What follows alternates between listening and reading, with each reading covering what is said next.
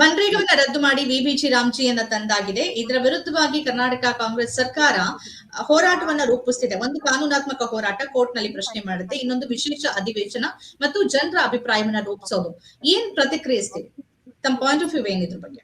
ಇಲ್ಲ, ಖಂಡಿತ ಇದು ದೊಡ್ಡ ಜವಾಬ್ದಾರಿ ಇದೆ ಈ ಸರ್ಕಾರದ ಮೇಲೆ. ಯಾಕಂದ್ರೆ ಇದು ಕಾಂಗ್ರೆಸ್ ಸರ್ಕಾರ ತಂದ ಕಾನೂನಾದ್ರೂ ಕೂಡ ಇದು ಜನಹಿತದ ಕಾನೂನಾಗಿತ್ತು. ಇದು ಕಾಂಗ್ರೆಸ್ಸಿನ ಕಾನೂನಲ್ಲ.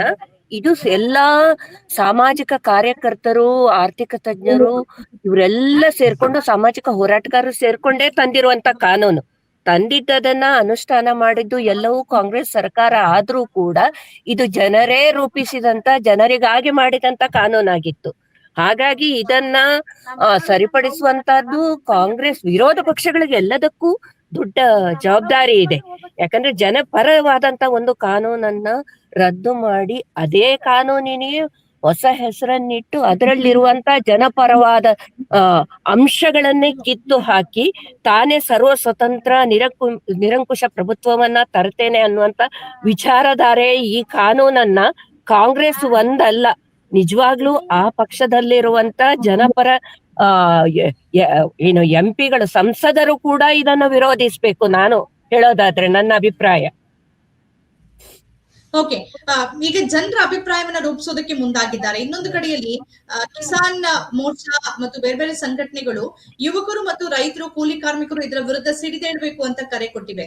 ನೀವು ಕೂಲಿ ಕಾರ್ಮಿಕರ ಸಂಘವನ್ನ ಪ್ರತಿನಿಧಿಸ್ತಾ ಇದ್ದೀರಿ. ನಿಮ್ಮ ಆಲೋಚನೆ ಅಥವಾ ಯೋಚನೆಗಳೇನಾದ್ರೂ ಇದೆಯಾ? ಈ ಕಾಯ್ದೆಯ ವಿರುದ್ಧವಾಗಿ ಹೋರಾಟವನ್ನ ರೂಪಿಸೋ ನಿಟ್ಟಿನಲ್ಲಿ ಒಂದು ಸರ್ಕಾರ ಅದ್ರ ಕೆಲಸವನ್ನ ಮಾಡ್ತಾ ಇದೆ. ಖಂಡಿತ ಇದೆ. ಇದು ಶ್ರಮಿಕ ವರ್ಗಕ್ಕೆ ದೊಡ್ಡ ಪೆಟ್ಟು ಕೊಟ್ಟಿದೆ. ಯಾಕೆ ಉದ್ಯೋಗದ ಹಕ್ಕನ್ನ ಕಾನೂನಾತ್ಮಕವಾಗಿ ಕೊಟ್ಟಂತದ್ದು ಶ್ರಮಿಕ ವರ್ಗಕ್ಕೆ, ಅಸಂಘಟಿತ ವಲಯ, ಗ್ರಾಮೀಣ ಭಾಗದ ಅಸಂಘಟಿತ ವಲಯಕ್ಕೆ ಕೊಟ್ಟಂತ ಪ್ರಪ್ರಥಮ ವಿಶ್ವದಲ್ಲಿ ಅತಿ ಖ್ಯಾತ ಕಾನೂನಿದು. ಯಾಕಂದ್ರೆ ಎಲ್ಲೂ ಕೂಡ ಯಾರನ್ನ ನಾವು ಅಕುಶಲ ಹೇಳೋದನ್ನ ಒಪ್ಕೊಳ್ಳೋದಿಲ್ಲ. ಆದ್ರೆ ಗ್ರಾಮೀಣ ಭಾಗದ ಧ್ವನಿಯೇ ಇಲ್ಲದಂತ ಜನರಿಗೆ ಧ್ವನಿ ಕೊಟ್ಟಂತ ಕಾನೂನಿದು. ಹಾಗಾಗಿ ನಾವು ಗ್ರಾಮೀಣ ಕೂಲಿ ಕಾರ್ಮಿಕರ ಸಂಘಟನೆಗೆ ಇದು ದೊಡ್ಡ ಒಂದು ಶಕ್ತಿ ತುಂಬಿತ್ತು.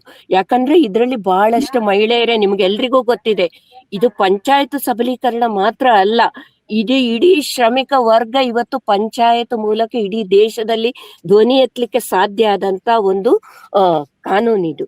ಇದು ನಾವು ಕೂಡ ಸಂಘಟನೆ ಕಟ್ಟಿರೋದೇ ಈ ಕಾನೂನಿನ ಬಲದಿಂದ, ಇದರಲ್ಲಿ ಸಿಕ್ಕಂತ ಹಕ್ಕುಗಳಿಂದ.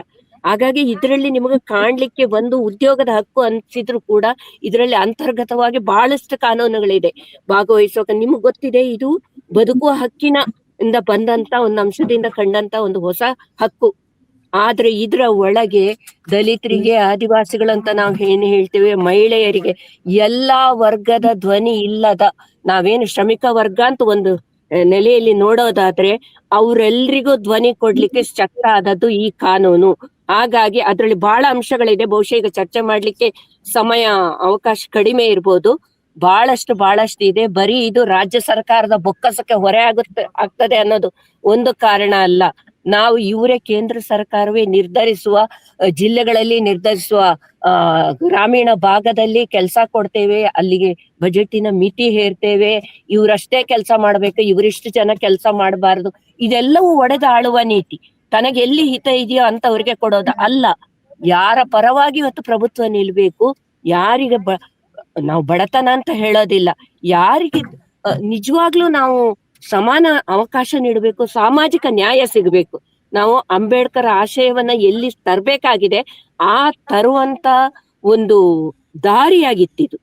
ಅದನ್ನ ಕೂಲಿ ಕಾರ್ಮಿಕರ ಸಂಘಟನೆ ಖಂಡಿತ ಇಲ್ಲಿ ಅವಕಾಶ ಇಲ್ಲ ಅನ್ನೋದನ್ನ ಈ ಕಾನೂನಿನ ಅಧ್ಯಯನ ಮಾಡೋದು ಮತ್ತು ಇದರಲ್ಲಿ ಕೆಲಸ ಮಾಡಿದಂತ ಅನುಭವಿಗಳು ಮತ್ತು ಸಾಮಾಜಿಕ ಹೋರಾಟಗಾರರ ಮಾತುಗಳಿಂದಲೂ ಕೂಡ ನಮ್ಗೆ ಸಾಕಷ್ಟು ಅದ್ರ ಏನದು ಲೋಪದೋಷಗಳು ಕಂಡು ಬಂದಿದೆ. ಮಾತ್ರ ಅಲ್ಲ, ನಾವು ಅಧ್ಯಯನ ಮಾಡಿದ್ದೇವೆ.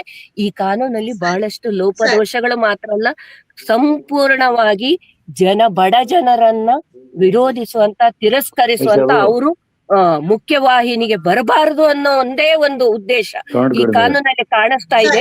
ಇದ್ರ ನಾನ್ ಹೇಳ್ತೇನೆ, ಪೂರ್ವದಲ್ಲೇ ಇದ್ರಲ್ಲಿ ಒಂದು ನಿಮಗೆ ಗೊತ್ತಿರ್ಬೇಕು, ಲೇಬರ್ ಕೋಡ್ ಈಗಾಗ್ಲೇ ಬಂದಿರೋದು, ಬದಲಾವಣೆ ಮಾಡಿರೋದು.